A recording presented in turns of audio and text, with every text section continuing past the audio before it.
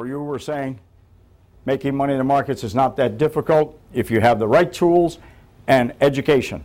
And that's what you're going to get here today. Here's the formula to make money if you want to write this down. DDSTS. Direction. That's the first D. You have to know the direction the stock is going to move. Is it going to go up? Is it going to go down? Now, once we know which way, that flips over to now buying a call if it's going up or buying a put if it's going down. Duration, the second D. How long is that stock going to move? 30 days, 60 days, 90 days? So we know what length of option to buy. Strike price.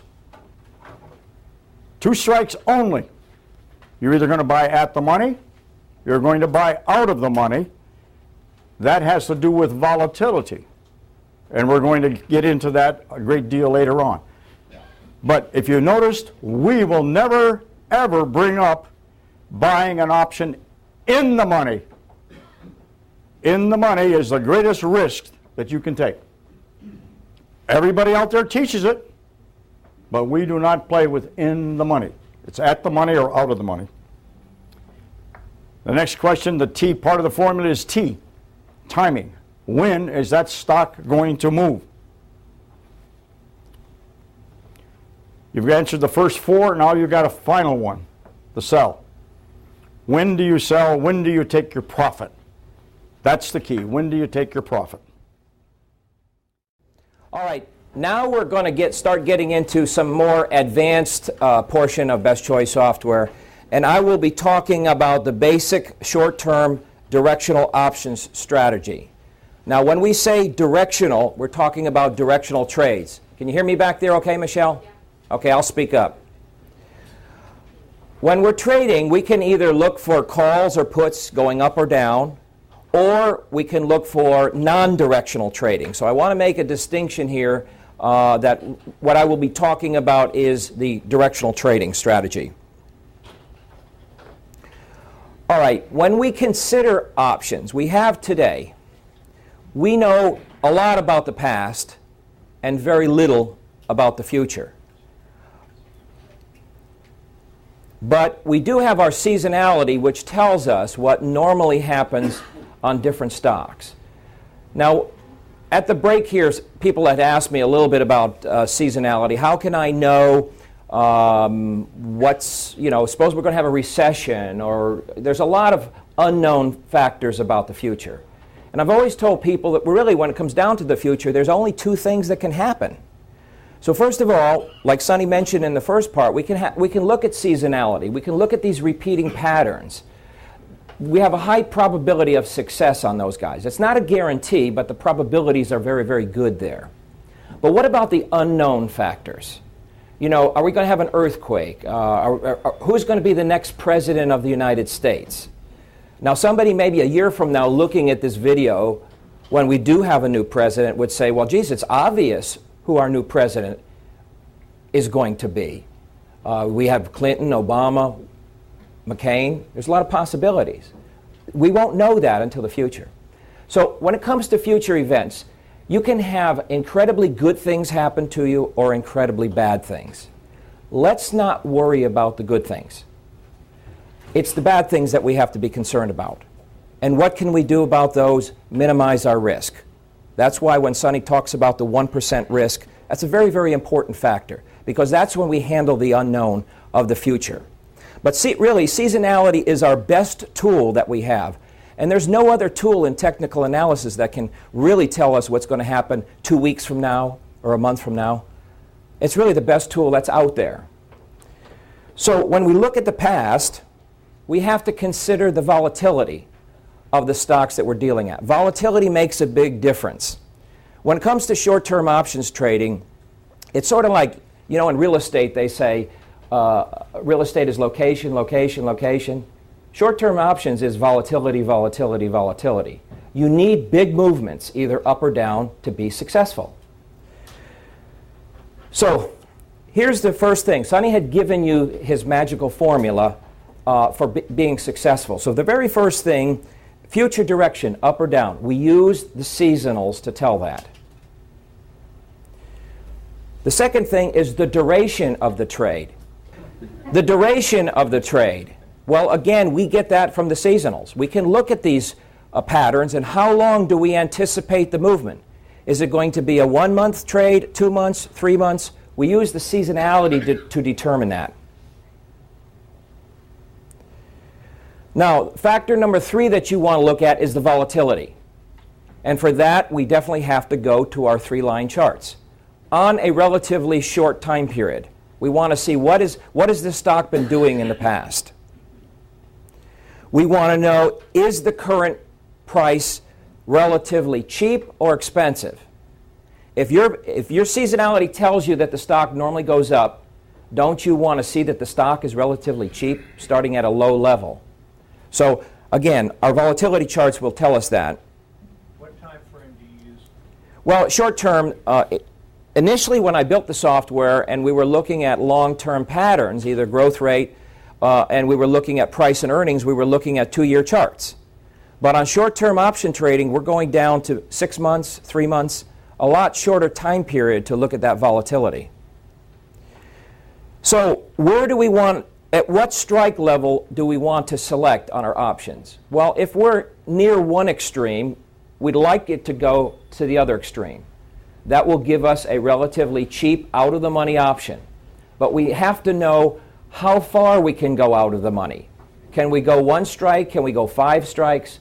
What is the right amount of volatility that we have that we can determine our strike levels?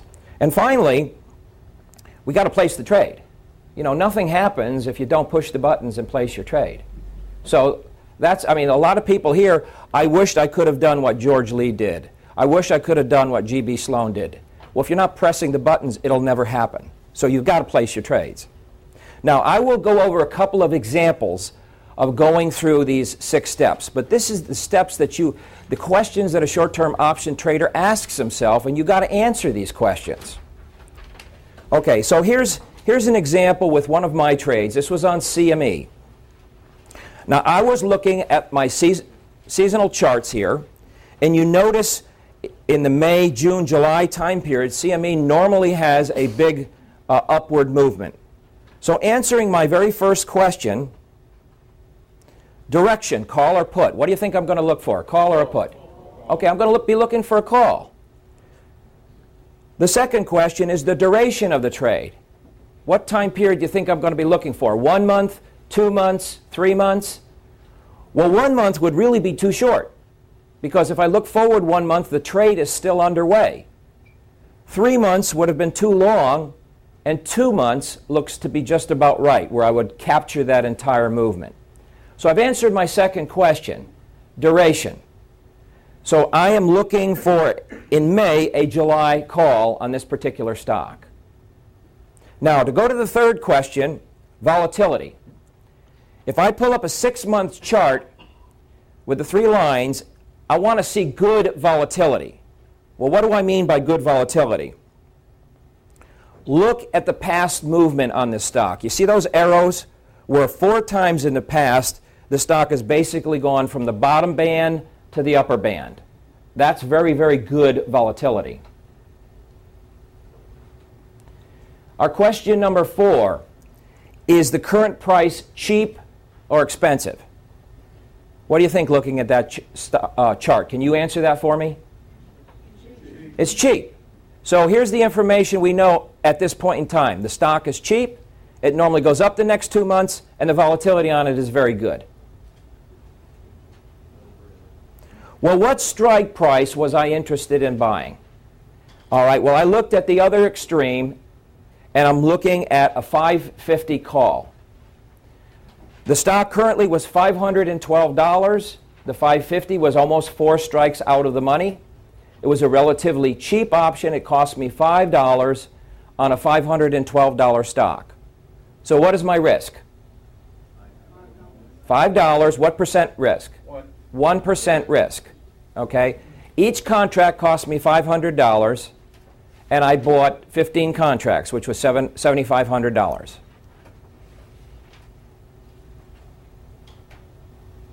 So I placed the trade. Without placing the trade, nothing would have happened. So now, 11 days later, now is that stock cheap or expensive? Well, now the stock's expensive. Okay, my call that I paid $500, each one was worth $2,500. Each call I made $2,000. Times 15 calls was a $30,000 move. This is 11 days later. Now you're telling me the stock is expensive. What do you think I'm going to do about my call? Sell it. The move's over. Okay, I've taken you step by step by step. Now we're going to do it again. We're going to try it again so that you understand these logical steps that you would do in short-term option trading. Let me just go through this second example, then we'll answer a couple questions. Okay, so there you can see my trade, the green arrow, in relationship to all the other times that I could have done the exact same thing on that stock. I could have traded 4 times in the past and done virtually the exact same thing. Now, here's the second example. This is one of George Lee's trades. Okay? George was looking at a different time period. Again, his very first question, what do you think he's going to do? Look for a call or a put? Call. Sonny showed you all the trades that he did and all the volatility, the seasonality charts, where he was looking at great stocks like this. This had gone up 5 out of 5 times. Well, duration of his trade. Does he have to go out 2 months? In this case, no, he only had to go out 1 month. And really, the shorter the time period, the better, because you're going to get a cheaper option. If you have to go out 3 months, it's going to cost you more. And the further you go out of the money, the cheaper it gets. So in his case, all he had to do was look at a 1-month trade. Now, is the volatility good on this stock? What do you think? You see that green arrow there? That was my trade. Same stock, just 3 months earlier. We could have done it 3 times in the intervening interval. The same exact trade, going through these same 3 steps. This is a great trading stock. Now, is the current price cheap or expensive? So now you know the stock is cheap. It has great volatility. It normally goes up the next month. And you're looking to buy a call, in this case an October call. Right? Isn't that what you know at this point in time on that stock? Okay. Well, what strike price do you think George selected? If you're looking at that chart, what strike price would you select? $5.75. Well, again, this is over a $500 stock, and the strike increments are $10 apart. So a $5.75 would not be a choice. He selected the $5.80, right about the same level, fairly close to the other extreme, that reasonably the stock could get to that level on a good move. And we saw from the volatility that it's done it many times in the past. So this is not highly unrealistic. Now, George's $5.80 contract, each contract cost him $250. So for $250, he's covering $54,000 worth of stock. What is his risk? 0.5%. Now, I asked George, how many contracts did you have? He says, well, I bought 20 contracts. So 20 contracts at $250 a piece is a $5,000 investment. Now, 20 contracts of a $54,000 lot of stock is how much dollar-wise worth of stock? How much is it, guys? 20 times 54,000. What do you get? A little over $1 million worth of stock, right? Right, to be exact. All right, well, he's got a $5,000 investment on that kind of a movement, and he knows it's a highly probable move. Seasonality tells him that. All the factors are lining up very good. So he places the trade, and the move happens. Now, 3 days later, the stock is a whole lot higher. If you look at the extreme is now 90. It went from 12 to 90. Can that stock go much higher? Is that stock cheap or expensive? Now it's expensive.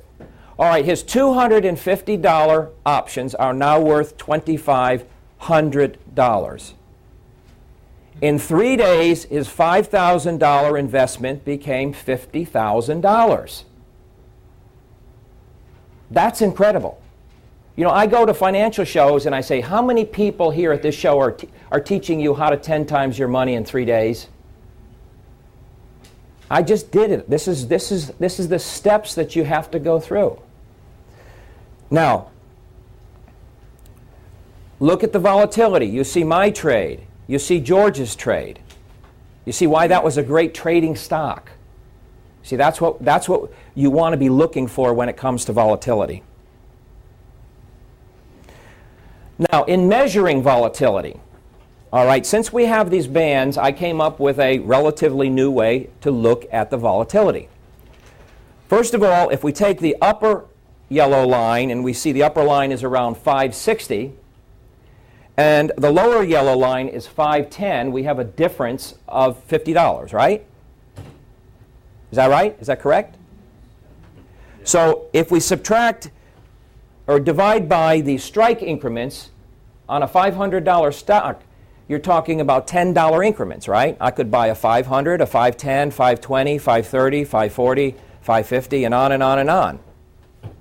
So if we divide by the strike increments, we can say that there are 5 strikes of volatility within this particular stock. So if we know this, if we're starting off near the bottom band, is it realistic that we could go out 3 or 4 strikes and have that trade happen? Yes. All right, what if I only had 1 strike level of volatility? Could I go out 3 or 4 strikes? No. No. So really, you have to look at the volatility to determine how far out of the money you can go, or whether you can go out of the money. Now, looking at these 2 charts, evaluating volatility, what's the difference looking at these 2 charts? They're both 6-month charts. You see the difference? On the chart on the left, the stock is bouncing back and forth on the 3 yellow lines.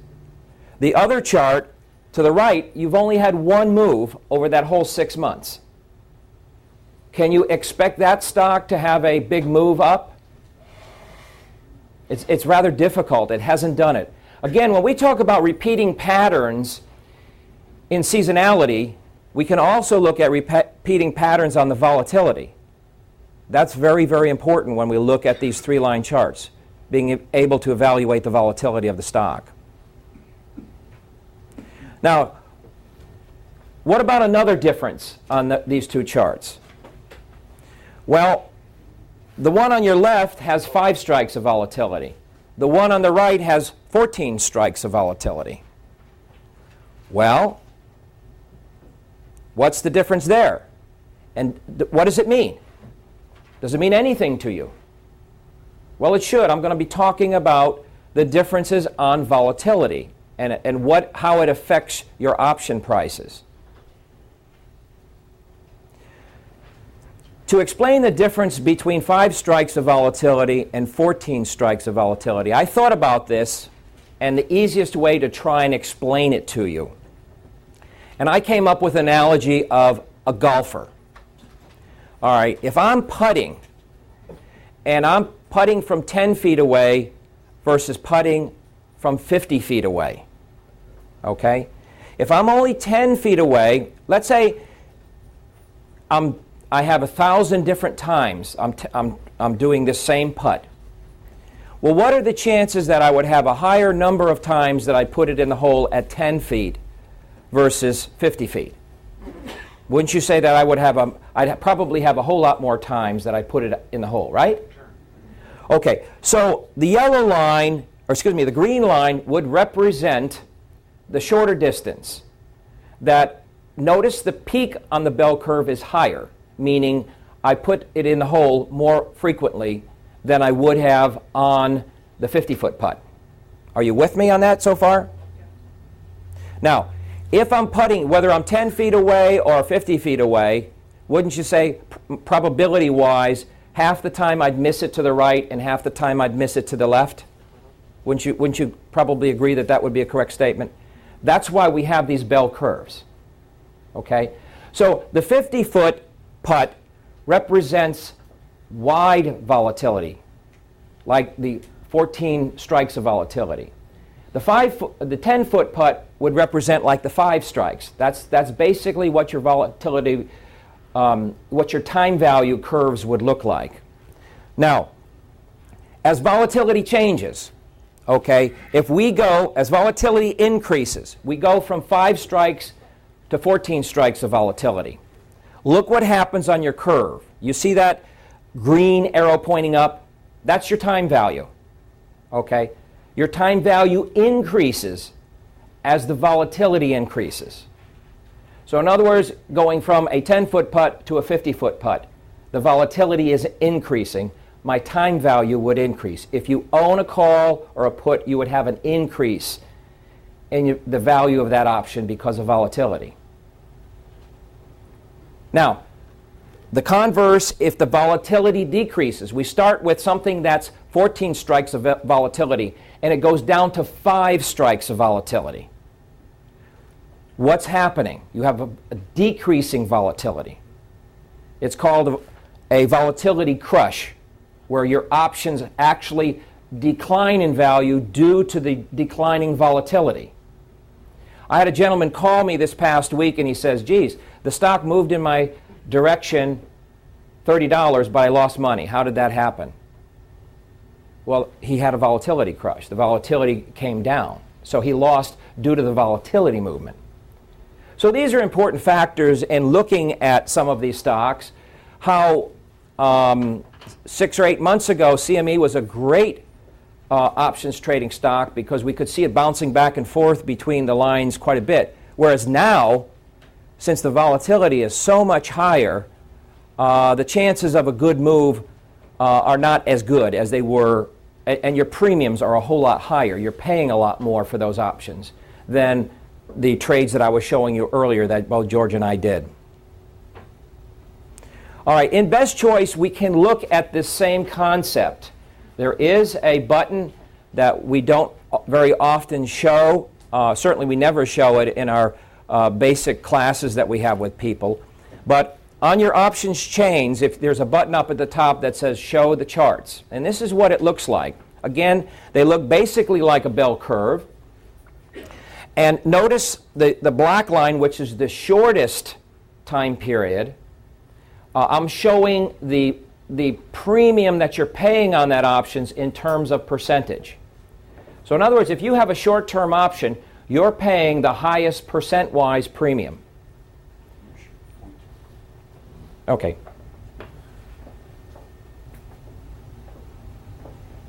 It's the button just below your thumb.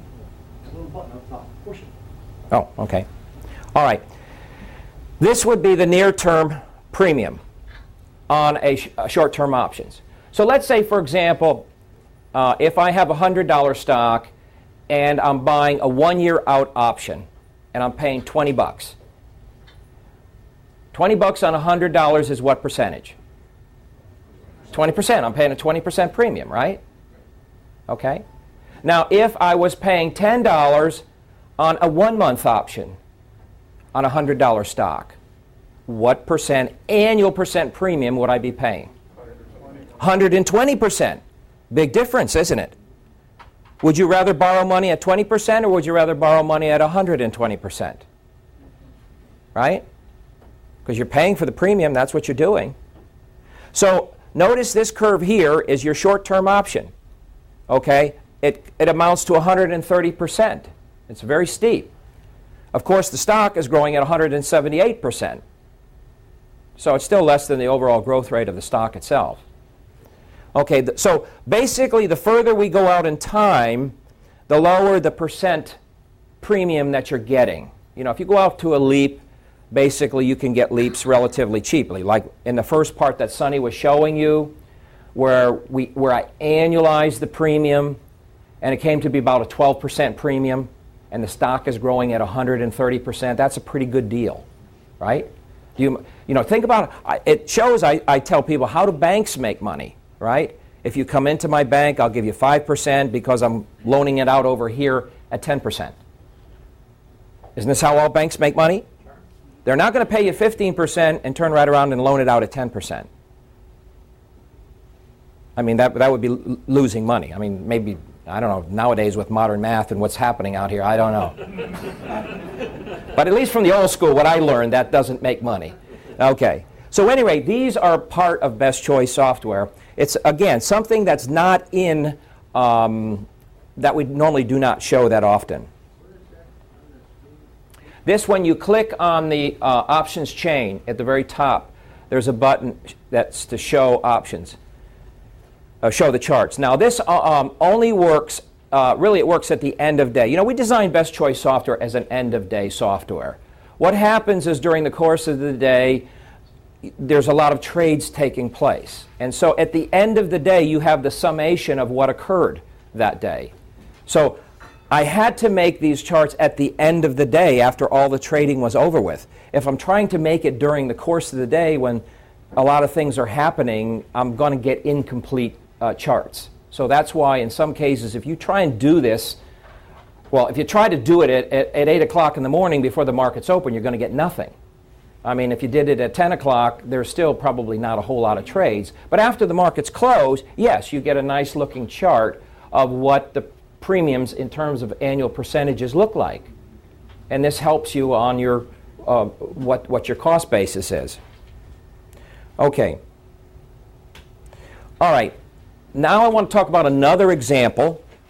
This is a stock called ICE. This is a trade that George Lee called me on. George came to prominence about a year and a half ago when I went to Calgary, Canada. And it was our very first time in Calgary, and we had never been there before. And I was seeing a lot of strange faces that I had never seen before, but George came up to me. And George told me he drove across the Canadian Rockies. It's a very perilous drive in the middle of winter when there's a lot of snow on the roads. And it took him 7 hours from Kamloops, where he lives, to get to Calgary. But he really wanted to come and see me because he had you saw those incredible trades that he was making there. He said, "Man, I love your software, Pete. It's absolutely incredible, and I wanted to come and meet you." And so he was the only person there in Calgary that came to see us. Now, about 3 weeks ago, we went back up to Calgary, and it was fun, you know, seeing some of the new people that now have our software there and meeting them for a second time. But this last time we were in Calgary, it was like 40 below zero, and it was cold. When it gets down to 40 below degrees Celsius is the same as 40 degrees below Fahrenheit. So whether temperature up in Canada is in Celsius, but it was very, very cold. So anyway, I was very happy that George had come to the Calgary meeting. And after that, he called me last year in January, and he said, "Pete, did you look at ICE?" And I says, "Well, no, George, that was not on my radar screen."